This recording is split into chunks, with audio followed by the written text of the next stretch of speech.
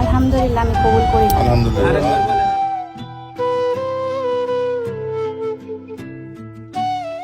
বিয়ে করলেন জনপ্রিয় টিকটকার নওরিন আফরোজ পিয়া।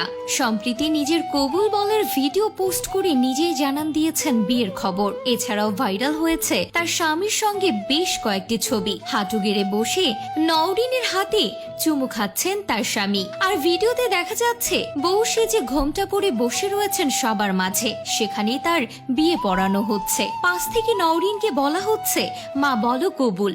অবশেষে তিনি কবুল বলে নিজের বিয়ে সম্পন্ন করেন। আমি কবুল করিলাম।